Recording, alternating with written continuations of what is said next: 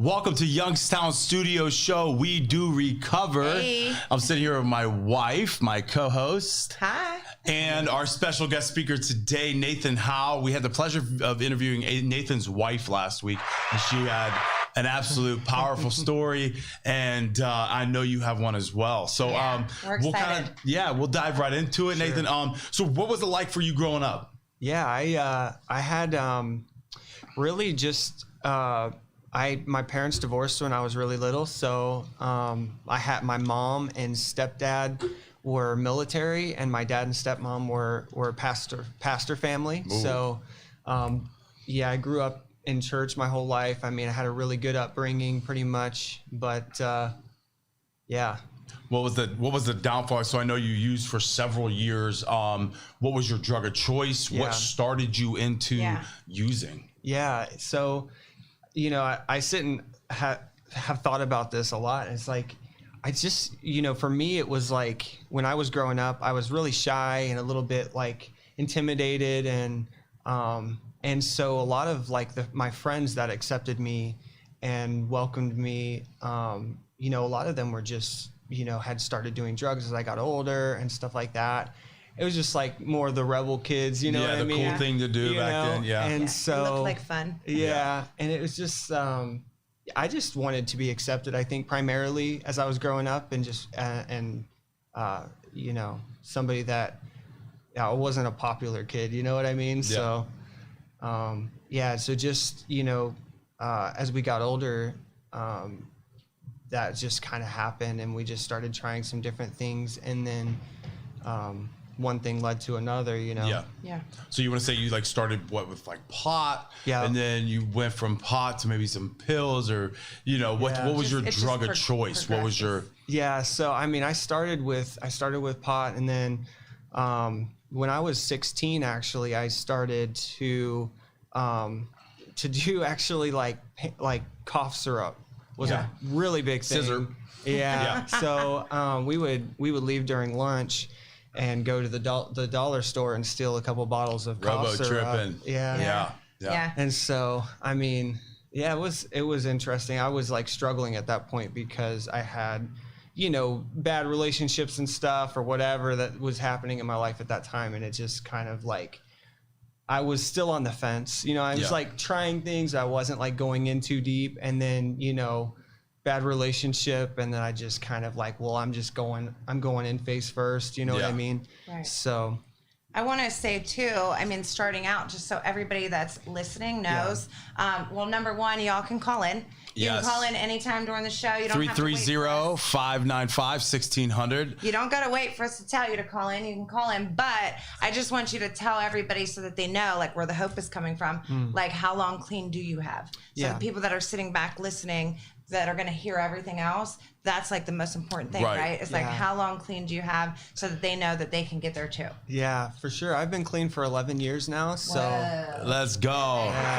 I know Hannah's probably mad because she didn't get the sound effects last time, but that's awesome. I mean, and so you went through, I mean, that had been a struggle. So with your parents being pastors, and then that's their son using, and now did they know you used?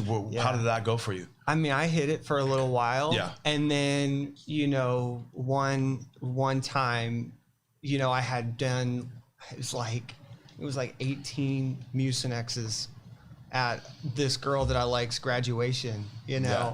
Crazy, man. Like, I just couldn't hide it. I threw up on her grandpa.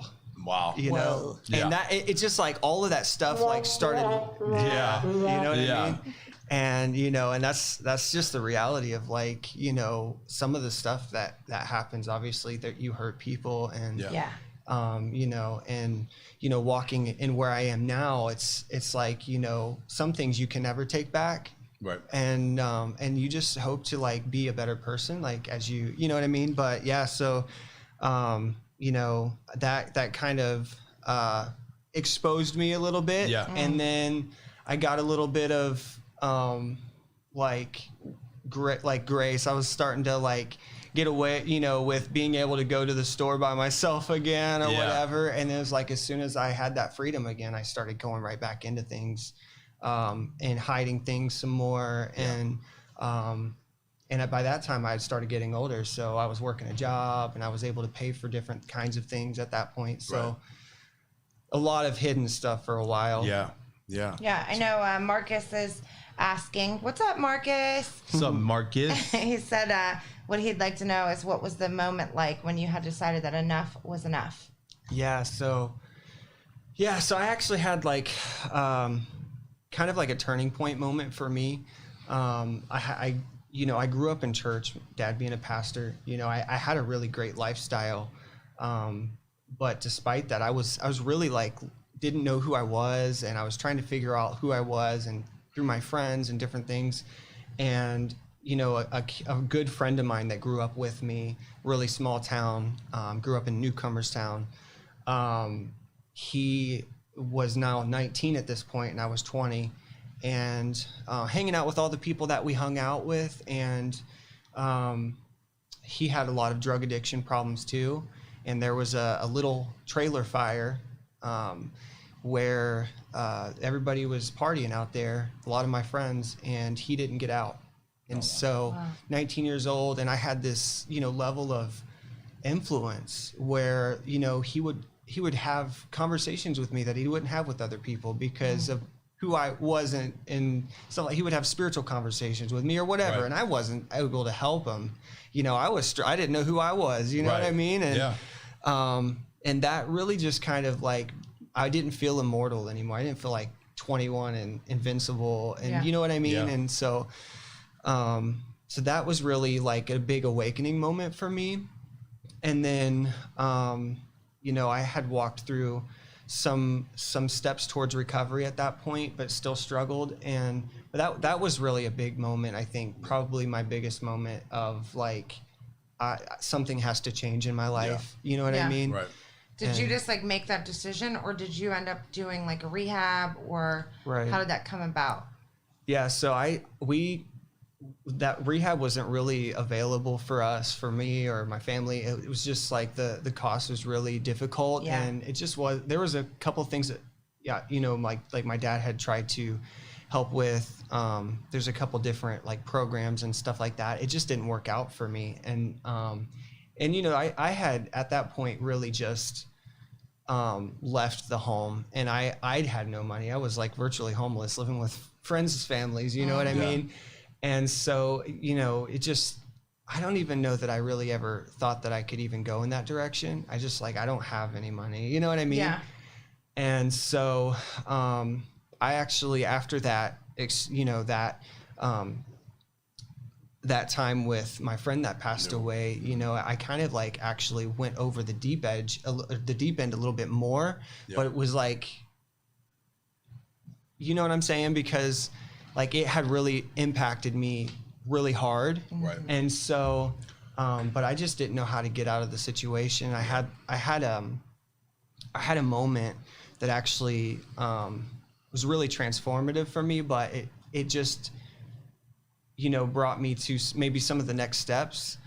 And that was, for me, this was shortly after my friend had died. And his uncle was throwing a party. And, at this party, me and my friend had already had like a bottle of cough syrup earlier that day, and was going over to this guy's house at his, at the party, and there wasn't really a whole lot of people there, but as soon as we get in there, they're giving us like creeper juice and gin and juice, just like all this alcohol and stuff like that. And then he starts passing around his bong, and while we're all smoking, like like when you hallucinate, and then the marijuana, like it will bring back the hallucinations even after. And so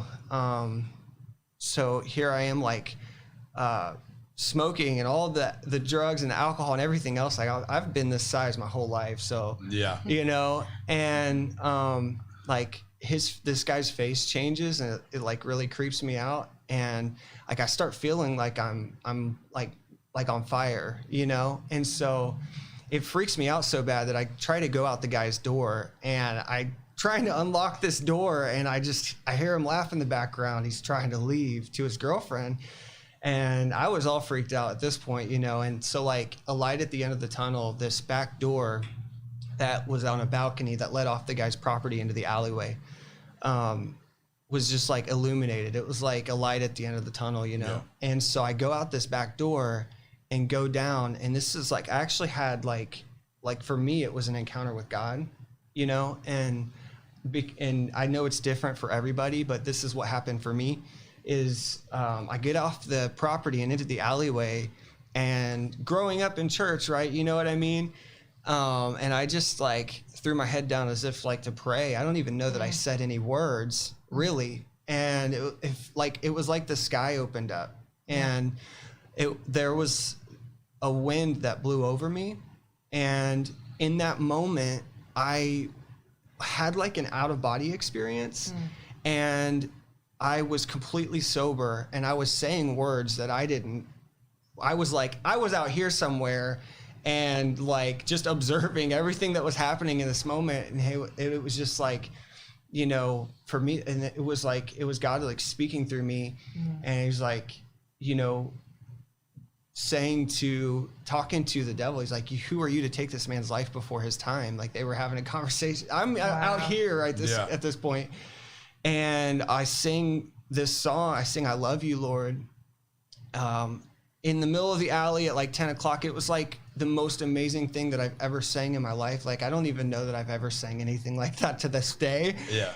And hardcore screamed hallelujah 3 times. And then just like that, it was like, I snapped out of it. I was like, what just happened? I was like, all of a sudden I was back. And sober, like completely sober, you know, and I tried to sing, and I was like, oh, I couldn't hold a pitch in a bucket. Come on, God, you could have given me couldn't hold a pitch in a bucket. I was like, oh my gosh. You know, and the next day was Easter Sunday. No, okay. You know what I mean? Yeah. So it was like, everything just like really wrecked me that day. And yeah, so for me, it was like, all of that happened. I was like, I just, you know, it started leading me on this journey of like, I got to be able to get out. I got to be able to do something and make something out of my life. Yeah. And I was like, I can't even get in the military if I want to, because I'll never pass a drug test. Right. Yeah. You know what I mean? I just seen like, I'm doing nothing with my life. You know, and it really sucked for me being 21 at the time, you know? And so I had some family that let me come and live with them. And that got me away from the people for a while, and helped me to, I wasn't doing any drugs at the time. I just was clean, you know what I mean? And so. That led you there. That's awesome. Yeah. Bro. Yeah. So now today, like, you know, so we went down to Teen Challenge. This is where I met Nathan at Teen Challenge. Oh, cool. So I met him at Teen Challenge. He was worship leading ever at Teen Challenge. Oh, so now he can sing. He can sing now. Don't get it twisted. This dude can sing now. God was like, I got something for you, but you can't have it all yet. Yeah. Let me just let you taste it a little bit. Yeah. So yeah, I met him over at Teen Challenge with Marcus, and we went through that process. And man, this boy, he can sing. I mean, you talk about in the moment, encountering God, and all through that. Nice. But so like, with your parents being, you know, pastors and stuff, and then we talked a little bit before the show. Yeah. Like, what do they say now about you? I mean, you went from being, we talked about the prodigal son. You were talking about coming full circle, coming back. Yeah. What is that like today? What's the relationships like? Yeah, I had to reconcile with my dad.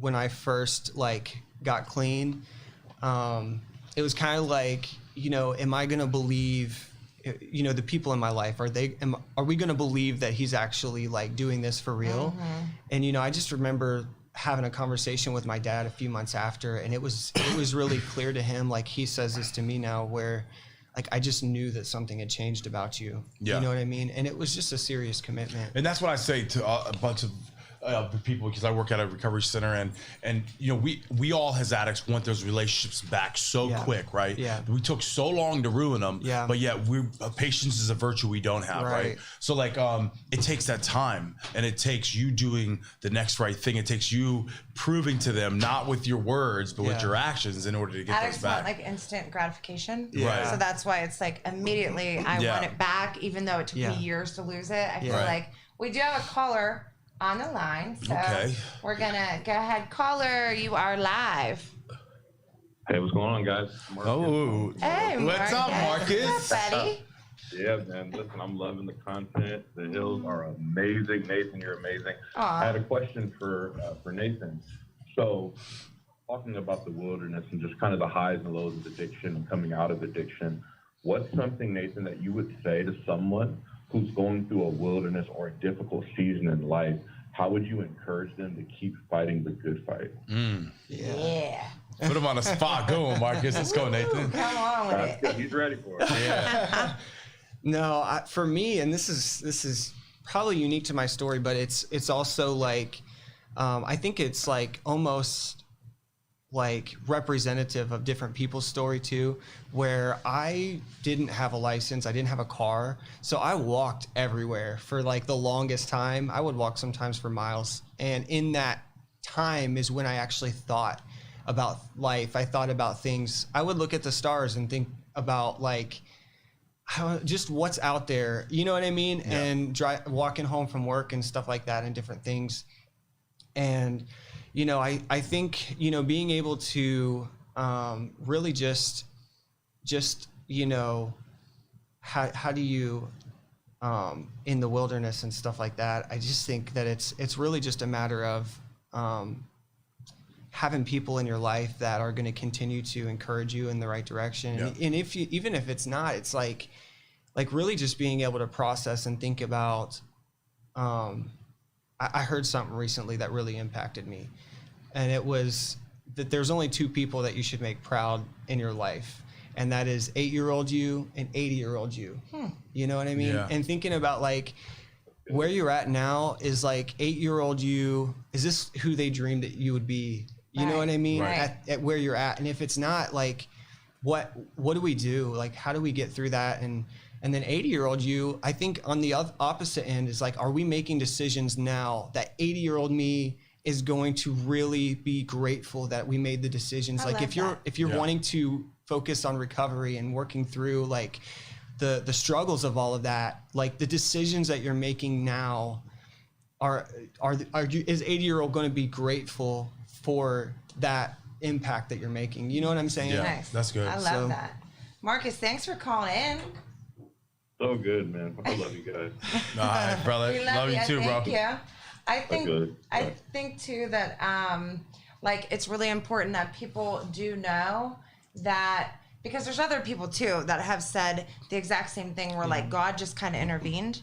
Yeah. And they don't have like the rehab experience and stuff. So, and everybody has like their own story, and things are just different depending on, you know, what your story is, which is fine. But it's really important that other people know that too, because some people are like, well, should I share that because I didn't have the rehab experience? Like, it's just as important. It's just, you know, it just depends what road you took to get where you're at. Right. I just think that that's so important, like people know that. And I wanted to ask you, for other people to know, how important do you think like the God piece is for people trying to get through to this other side? Yeah, I just always think about the fact that like my own way of doing life and trying to figure life out led me to the place that I was at. And so like if my way brought me there, then maybe I need a new perspective. Maybe I need some help, or, you know what I mean? I think, you know,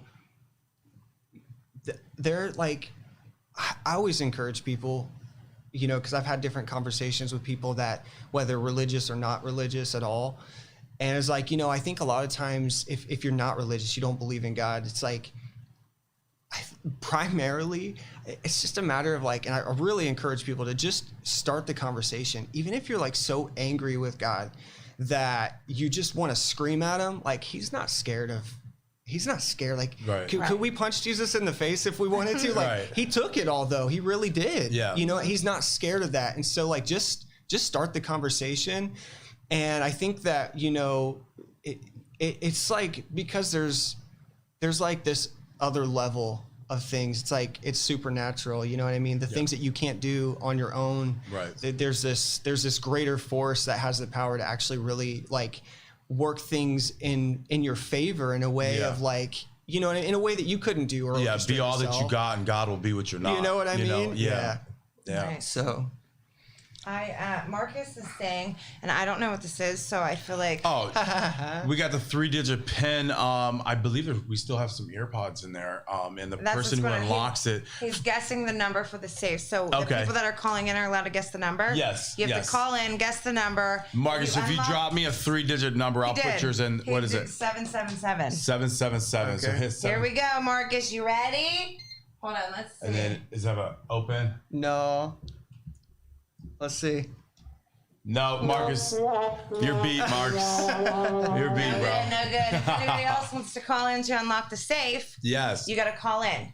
We let Marcus do it on there because he did call in, and we forgot to ask him. So we heard, yeah. So, I understand. We heard your wife's story last week. And we understand. So, like, I want to know how you met your wife. Yes, because I love she wasn't here, and let's talk about. I know you guys have a great relationship now. I mean, her face lit up every time she talked about you in the show. So, it's kind of like when my husband talks about me. Yeah, let's go. So, how did you meet your wife?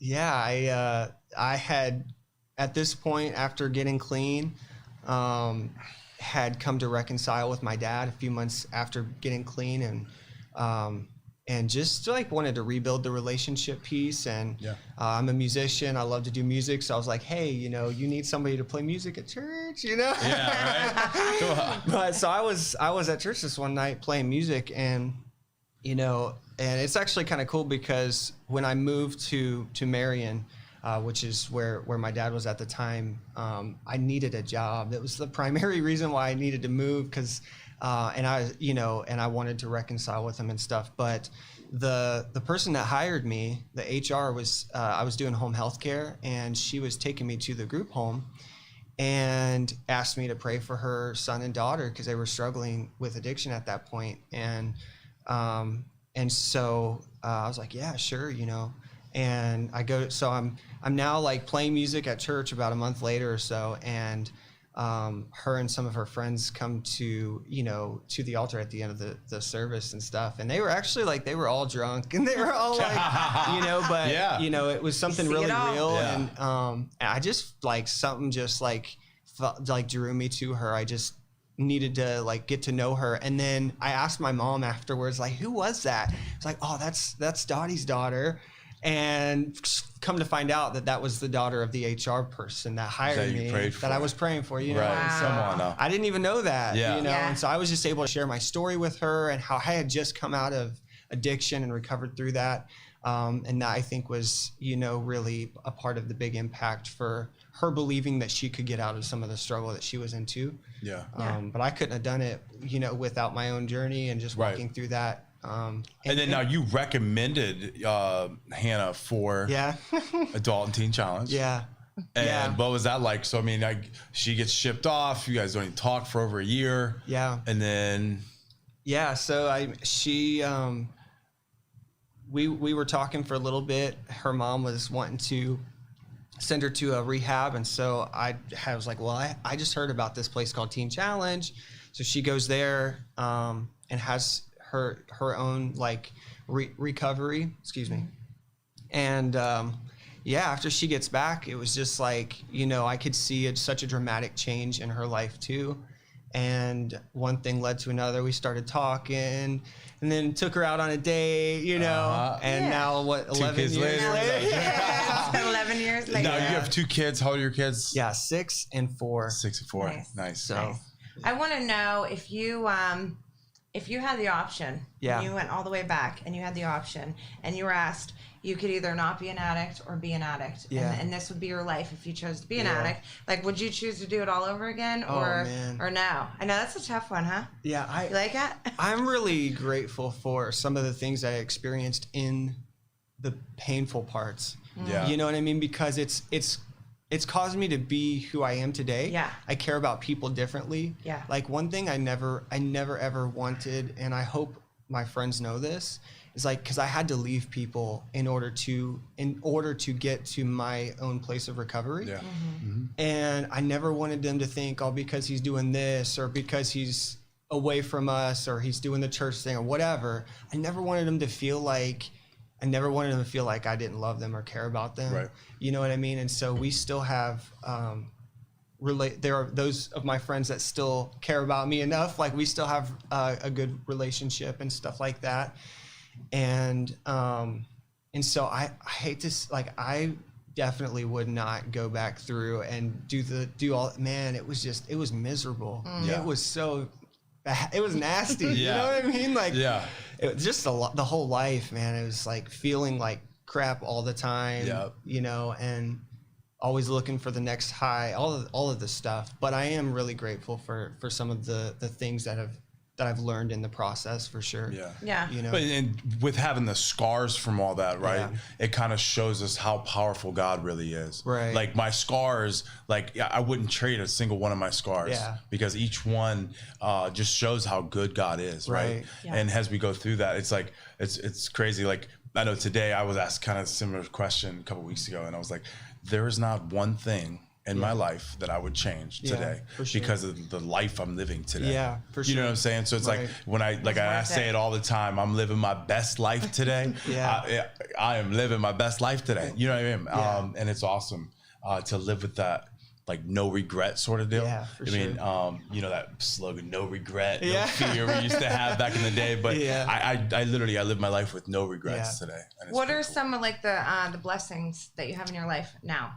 Yeah, I mean, we've man, I mean, going from almost basically virtually homeless to we just sold our house about 8 months ago, which we were owning for the last 3 years or so.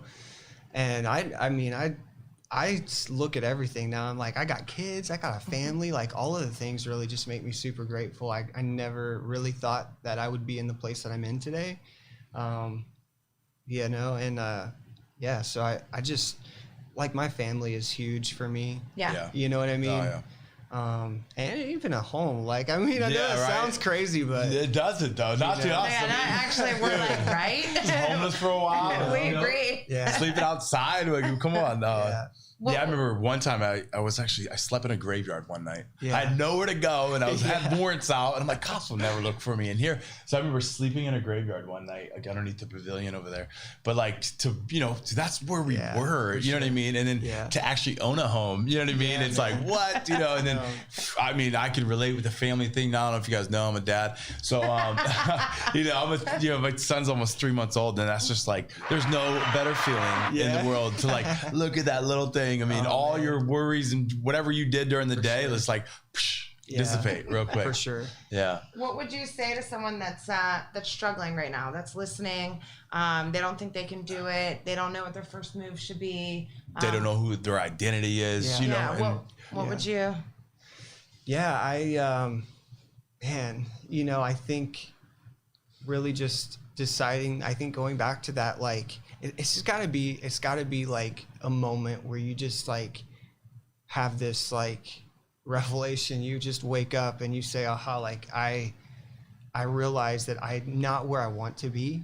You know what I mean? And so, like, you know, thinking, it could be something as simple as like thinking about, you know, the 8-year-old versus the 80-year-old thing, or it could be something else. And whatever that point is, it just is like, you know, being able to like come to that place where you realize that where you're at isn't where you want to be. Yeah. And you may not know how to get to where you want to be, but you got to start like thinking about it in whatever way, like reach out to people, go to like whatever. I mean, you know, trying to think about like, what if there's nobody that wants anything to do with you anymore? You know what I mean? Yeah. And you know, if you don't have anybody, you know, being able to figure that out for yourself, I mean, it may be hard, but just that's why it's got to be that moment. You got to have that awakening, like, you know what I mean? Yeah. And there's so many different. I know you said, you know, 11 years ago when you got clean, it was so hard to get into rehab. It was so hard to get into those things. And like today, there's so many 12-step meetings. There's so many like recovery nights. There's so many, you know, rehab centers and places. All it does is take a phone call. I mean, legit, a phone call away. And all you got to do is go online, look up rehab centers. And, you know, I work at one myself, and it's there. You have no insurance. That's fine. We'll call. We'll get you insurance. You know what I mean? There's literally no reason why a person today can't get into treatment. Yeah, if that's like their excuse. If that's their excuse. And then with the whole church thing, I mean, Sunday morning, Saturday night, Wednesday. I mean, just hit me up. I can let you know of a service going on. Recovery night. Second Friday of every month. April 9th, our next recovery night is 7:00. Who's speaking? We have Maurice Claret coming in to speak. Yeah. It's going to be a good one. And then your wife's speaking in May. That's going to be a great one. And then we have church every Sunday, 7580 Glenwood Avenue, Bridge of Hope's Church, 10:30. Sunday morning. Come on, get your spirit fed, get your soul touched. Yeah, bring your neighbor, do what you need to do. That's it. And y'all, if you're not calling in, we're not letting you guess the safe. Yes, so call in 330-595-1600. Give us a 3-digit code. We'll put it in the safe. Or if you got a question for us, we will answer those questions. And what would you say to, because a lot of times, and especially like recovery night that we have at Bridge of Hope, people come that are like the family member of an addict. You know, the addict isn't there yet and they're praying and stuff, but they're not there. What would you say to them in terms of enabling or tough love or where to draw a boundary, or, you know, for those that are listening that need that aspect, what would be something you'd give them to take away from this? Yeah, I think one of the biggest things is definitely you cannot be an enabler. Like, that will never lead to recovery.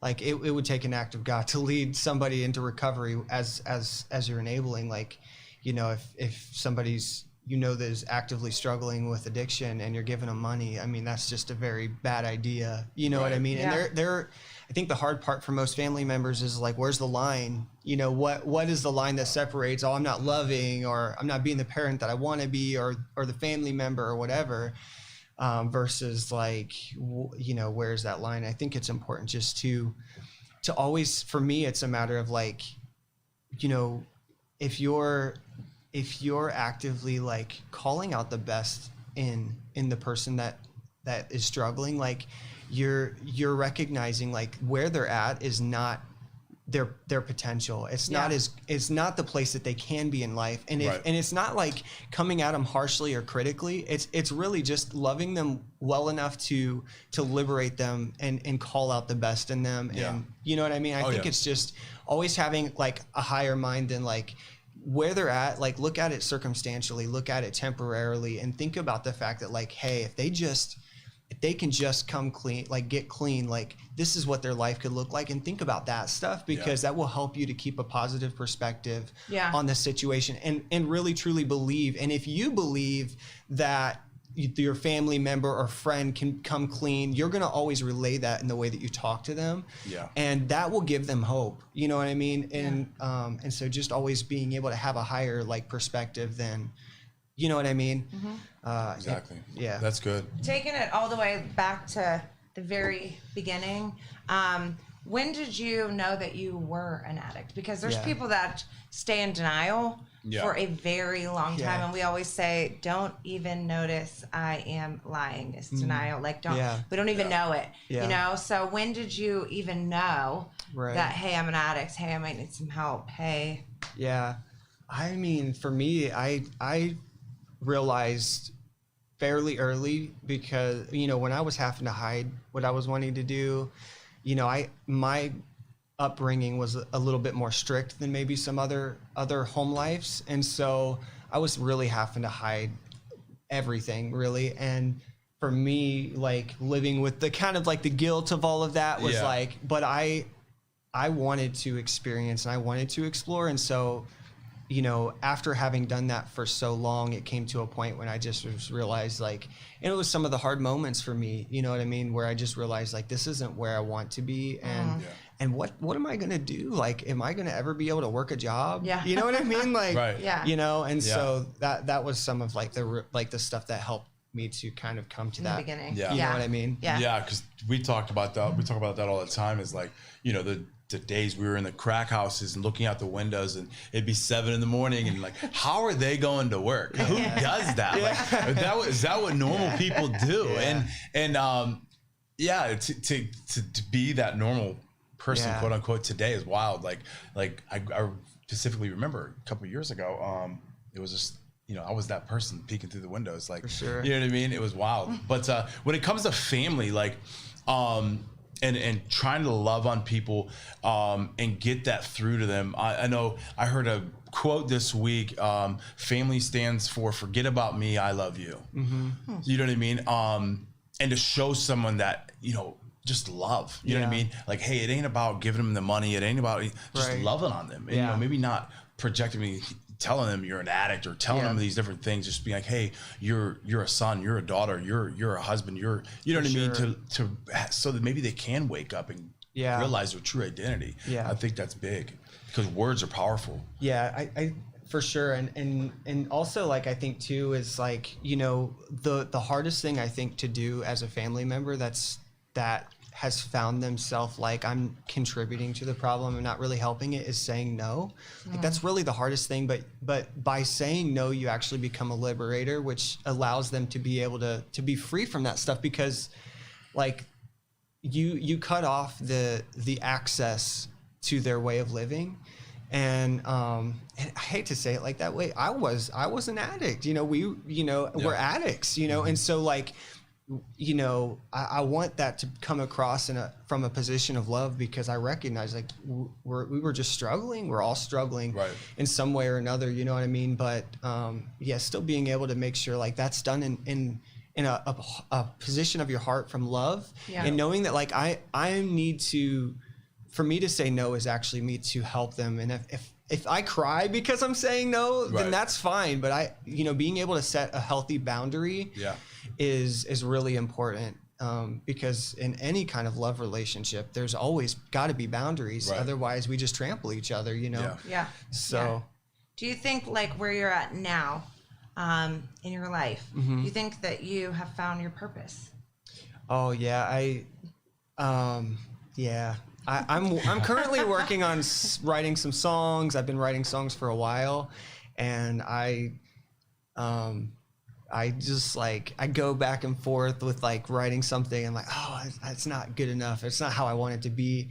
But one day, and hopefully coming up very soon, I'll start to release some songs that will help. It's been a hard process. You'll probably release something right here on the let's go. Should have brought the guitar, bro. We could have had a debut now. Let's go. Debut. Right. Release it on the radio. Hit the radio the first day out. You know what I mean? Yeah. We could be a part of that with you. We can help you out with that. Yeah. So I just being able to share my story through music is really, I think, what I when I can get to that point where I'm actually able to sing all of these songs that reflect who I am, where I came from, will be the moment that I'm actually able to share my story, I think, on a larger scale. It's like what I desire to do for sure. Wow. That's awesome. That'll be really cool. Yeah, so you found your purpose and your identity and all this stuff just because you're being clean. Yeah. And you, that's awesome. Yeah.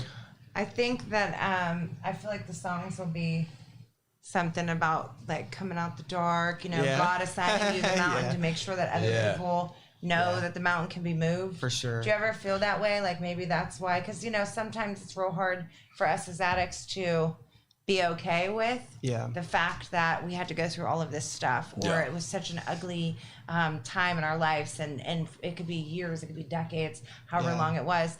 But some people have a hard time with the God thing because of that. Because it's like, well, why did I have to go through this? Right. What would you say to people about that aspect? Yeah, I just, it's really hard because like the way that we think or the way that we believe about something is, it really just defines our entire perspective. And so unless we have like, man, you don't know. And I say this because like, to me, this is really everything to me. You know what I mean? Is you just don't know what, like, if you've never had a father, a good father, you don't know what a good father looks like. You know what I mean? And if you've never had, there's just a lot of things that shape that perspective. And I think that being able to, a lot of times I feel like, to be honest with you, for me, it's if somebody could just have just an encounter with with God personally, it just changes everything, because you recognize for the first time, like, wait a minute, he isn't thinking about me or feeling about me the way that I think that he's thinking about me. Like, he actually really, really cares. And we just may not see that or whatever. Like, we're screaming at the sky, where are you? Or what are you doing? Why is this happening to me? But, you know, it's just like, man, he just wants to show each of us individually, I think. And so that's my hope, you know, and desire, I think, is that, you know, somehow that somebody could just know. It really makes, I think, the biggest difference. It does. You know what I mean? It's hard because, you know, sitting on the opposite side, you don't want to hinder or preach or too much. I mean, don't get me wrong. Give me the microphone, I'm going to preach the paint off the walls. But to get people to where they're not scared, because some people are in that spot where they think, you know, why did God make me do this? Or why did God let this happen to me and all this stuff? And going down paths and ways like, why did God do this? Why did God do that? And then to be on the other side now, it's like, well, God took me you want to tell everybody. God, God took me the long way so I could pick up stuff along the way and share it with you. So it's like the steps and everything. Once you get to the place where I guess want to say we are right now, it's easy to see it, but people who haven't been there yet, just one moment with him can change it forever. Like one moment. What about people that you know, they're listening and they're like, okay, I hear y'all, all right, cool, I don't know how to pray. How do I do that? How do I, you know what I mean? I've never prayed. I never, what do I do? Because, you know, some people think there's like a, you know, it's a something. Like a formula. Or a little prayer. I gotta go to Psalms 40 and read the what about people that are looking at this and they're like, you know, you guys are saying this, but what do I do? How do I pray? How do I get that moment? Where is that, you know, what would you say? What's your... I would just say to just say how you feel. I mean, even if you don't think you're talking to anybody, like, I mean, you know, he has the ability to just... honestly, to just appear. Like, I mean, if I've heard so many stories about people being like, oh, if you would just do this and I would do this, and he may not always answer that way. You know what I mean? But he can. Like, if you just a matter of like, I think just say how you feel. You know what I mean? And just let that door be open. It's just like talking to somebody else. Like, you're just starting a conversation. You know what I mean? And just see where it goes. You know what I mean? And continue to have the conversation, I think, is important too. Like, don't just stop if you don't feel like you get the response or an answer that you think that you were looking for or you want. Right. You know what I mean? It's like building a relationship. And how do you feel about, so they say praying is when you talk to God, meditating is when you be quiet and listen. What do you think about the meditation or the be quiet and listen part? Yeah. I mean, honestly, like for me, all of my, like, the things that for that God did for me, and it was like totally, I mean, I wasn't doing the right things by any means. You know what I mean? I wasn't in the right places when you know, things would happen. I think too is like, you know, I have to like probably say that people that prayed for me probably had a very big impact too. In the whole experience for me. Yeah, man. You know, but a lot of my experiences had nothing to do with where I was or this or that. It's just a matter of like listening to maybe sometimes. It's hard. Like, there's just a still small voice. You know what I mean? And it's hard to really explain it. You know, but you got to be quiet enough to hear it. You know.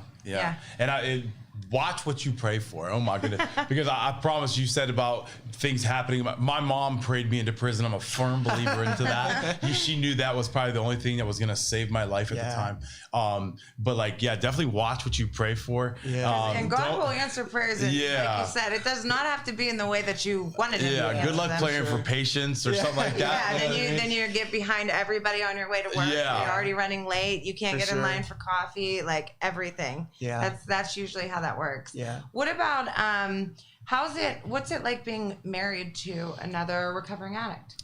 It's you know, I think there is a lot that we relate to and And so it's not like we don't understand each other on that level. It actually is really cool because, you know, we're both like not walking in that anymore. And so we get to, in a lot of ways, like create a future for our kids that we wouldn't have been able to create if we were still walking in addiction or whatever. And so as a father or a mother or whatever, you know, there's really a lot to look forward to if you can make that impact and change. You know what I mean? Yeah. How was it like? So I know I'm married too because my wife's a recovering addict and all that. How do you get past the part that the forgiveness part, say, of their past, or how does that affect you? Like maybe she did some things that you're like, wow, I would have never looked for that in a girl before. Or, you know what I mean? Like how do you go about, like, or you just forget about the past, or you just like, God, how does that go for you? I mean, some things are hard, but I think that, like, for me, I don't know, like, I can't ever forget the person that I was. You know what I mean? And how can I look at somebody else? And I think the most important thing is just like, if you're in a relationship or whatever, in recovering or whatever, it's like just always working towards like the best and healthiest relationship. You know what I mean? But yeah, I could never sit and hold somebody accountable for any greater, you know, judgment or whatever than I would have had for myself. You know what I mean? And I think we all just need a little bit of grace. You know what I mean? How did you start to forgive yourself in this process? It was just there was actually like right after I've made a full commitment to like be clean and I was like, I'm done. There was a lot of people that I messaged on Facebook and I was just like, you know, I'm sorry that, you know, honestly, you know, I messaged a lot of different kinds of people. I messaged girls. I'm like, I'm sorry that I, you know, treated you this way or whatever. And just a lot of different people in my life that I had hurt. And I just went back and, you know, you can't make people forgive you. No. You know what I mean? But you can at least like do the work on your end. And those that will. And then some people, they either take time or they just won't. But I mean, you know, for me being able to like realize like the damage that I had caused and go back and actually do something to make an effort to like at least work through some of that really was like, I think the key for me to being able to forgive myself. And I know oftentimes like we'll hear like, you know, addicts are the most compassionate people. Why do you think that is? Oh man. Come on now. Man, I mean, it's just like, it's just the struggle was so real and fierce. Like, how, you know, you just look at people differently because, I mean, there's few things in life I think that really constitute such a fierce struggle in life, and people from different walks and maybe even outside of recovery, you know what I mean? And it's just like, you know, when you're, I mean, man, like as far as like, there's so much, I'm sorry. There's a lot of love. Yeah, it's a lot. Yeah, you know? it is because you've been at the bottom. You know what I mean? it's like. Yeah, you don't want to be judged. You know, and oftentimes you'll hear people too that say, and you kind of like touched on it too. Like, I wasn't sitting at home saying, I can't wait to be a junkie. I can't wait to grow up and be homeless. I can't wait to. So you know, like what that. What that feels like, how like one bad decision leads to you know, a lifetime of whatever, and then you get pulled out of that, and then you know, we attribute like God's grace and mercy and things like that. And believe it or not, it's time to end the show. Yes, man. Thank you so much for coming in. Really appreciate your experience, strength, and hope through this process. You and your wife have a powerful combo, power couple stuff. We love y'all. Yeah, so love you, bro, and best of luck, man. Thank you. Let's go. All right, Youngstown Studio. We appreciate you guys. Tune in next week, 5 to 6. We do recover. Hey. Come on. Thank you for listening to this show on Youngstown Studio. If you like our programming, we invite you to subscribe to our YouTube channel, follow our Facebook page, or subscribe to your favorite podcast platform like iTunes or Spotify. This is original Youngstown content, and we would appreciate you sharing the videos and the word about us.